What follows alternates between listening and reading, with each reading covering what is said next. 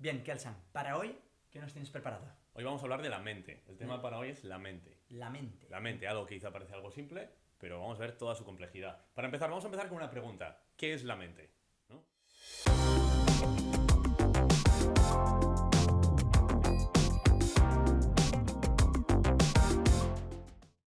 ¿No? Esto es una pregunta que nos podríamos hacer. Es Entonces, un cerebro, son bien, conexiones me gusta que empieces por ahí. neurológicas, son electrones. bien, bien, creo que has dado un montón de cosas que es exactamente donde quería ir. No es para nada la mente, es lo que vamos a ver, ¿no? Cuando pensamos en la mente, lo primero que pensamos es en la cabeza. Nos señalamos a la cabeza, ¿no? Directamente. La mente reside más o menos aquí. Dentro. Y sabemos que tenemos un cerebro que funciona con sus propios mecanismos biológicos, pero esa es la primera idea que vamos a empezar a complejificar o a romper, que es la de que la mente tenga que ver con el cerebro. Ajá. Para eso vamos a empezar a ver un poquito qué decían los sabios al respecto. Ya nos podemos ir, por ejemplo, a la antigua Grecia y vemos que Platón ya hablaba de que la mente pertenecía no al reino de lo físico, él habla del reino de las ideas, es decir, él plantea que los pensamientos, el flujo mental, todo lo que tenga que ver con las concepciones mentales, existen en otro reino de existencia, que no tiene que ver Había con una la fisicalidad. separación, ¿no? Entre Exacto. la tierra y las ideas. Y el Aparte de pensamiento. eso, vemos otros sabios que serían, por ejemplo, bueno, Pitágoras también habla de esto, que es un poco Ajá. la influencia de Platón.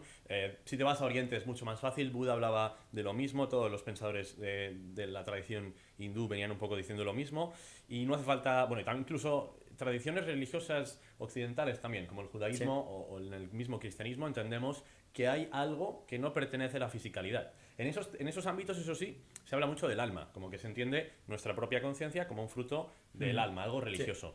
Y ahí hay una pequeña distinción, porque el alma no tiene nada que ver con la mente. El alma un poco tenemos que creer en ella. Pero en Ajá. la mente no hace falta que creas en ella. La mente directamente no puedes no creer en ella. La mente entendida de la siguiente forma. No, no, La mente la tienes. no, En nunca, cualquier... nunca lo había pensado, pero es verdad. Claro, fíjate, si estás dudando, si incluso te planteas dudar de si tienes mente, de si la mente existe, estás experimentando duda. Por lo tanto, esa experiencia subjetiva nos demuestra que tienes mente. La mente la vamos a definir así, la vamos a definir como un flujo de experiencias subjetivas. Lo indudable. ¿Cómo dudar de esto, no? De ahí nos llegamos a Descartes, por ejemplo, ¿no? Que habla de eso, ¿no? Si estoy pensando, tengo que existir. Soy esa experiencia subjetiva. Por lo tanto, la mente no tiene nada que ver con nada religioso, ni místico, ni cósmico. Es simplemente es un dado, se da. Es un hecho porque ahora mismo lo estás experimentando mientras escuchas estas palabras, ¿no?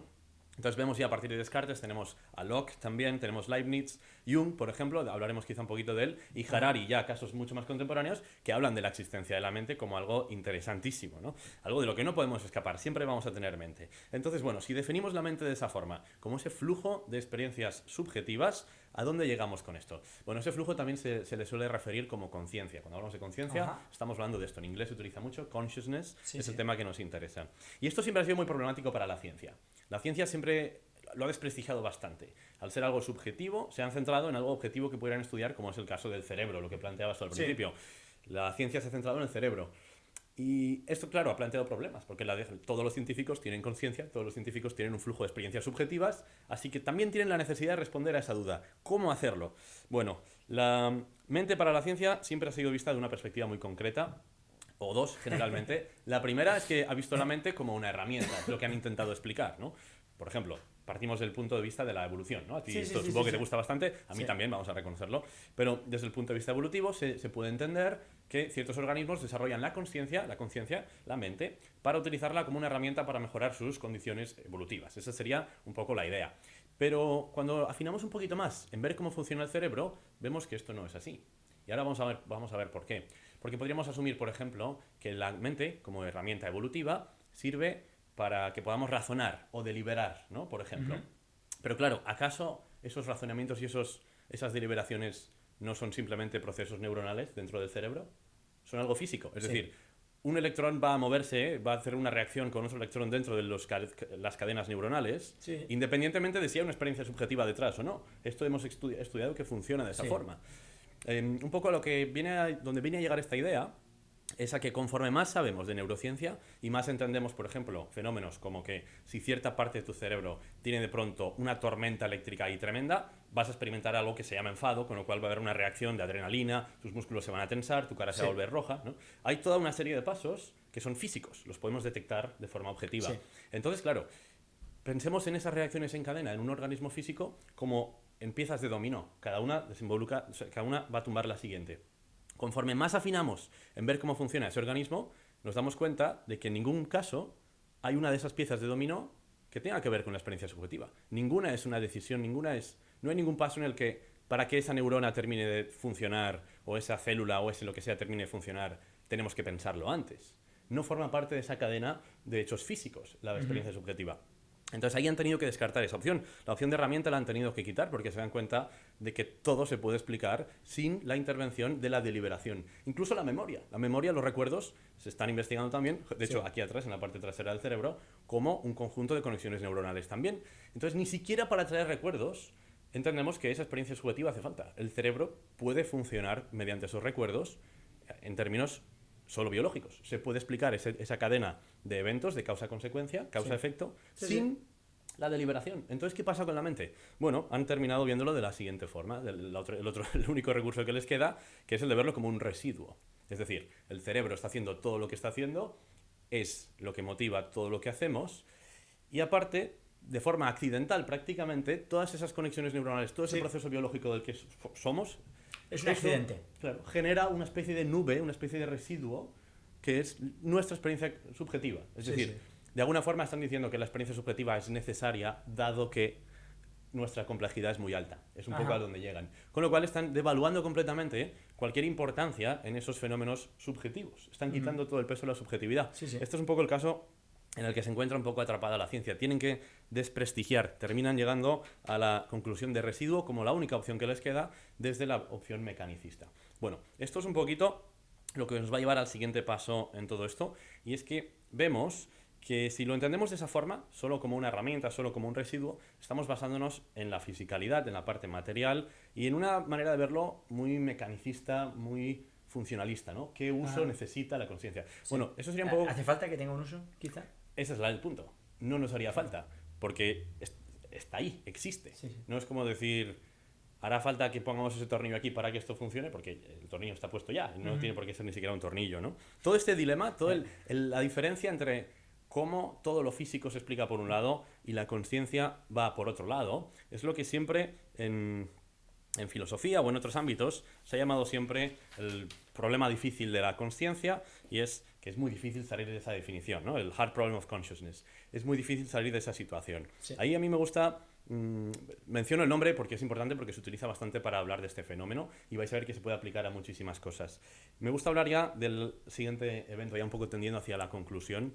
Sabemos ya un poco concluyendo que la mente no puede ser del cerebro. Obviamente funcionan de manera absolutamente ligada, uno con el otro. Lo que va a pasar en el cerebro, como esa tormenta eléctrica que te enfada, tiene que ver con tu experiencia subjetiva, pero la experiencia subjetiva no parece encajar en los fenómenos que entendemos con nuestro mundo material, ¿no? Entonces, ¿qué está pasando ahí? El otro término que quiero presentar es sincronicidad. De esto habla Jung, Carl Jung, este psicólogo, psicoanalista suizo, esta gran figura, ¿no?, de la historia del saber contemporáneo. Y Jung un poco, a ver, aquí estoy un poquito sacando con pinzas lo que dice Jung de sincronicidad, pero me sirve a la perfección, si me permitís un poco casi el desliz, aunque sí que habla un poco de esto, de que no es que el fenómeno llamado cerebro es la causa para la conciencia, ni en el otro lado, que sería un poquito quizá más absurdo verlo de ese lado, pero hay gente que realmente opina así, que es la mente la que genera la fisicalidad.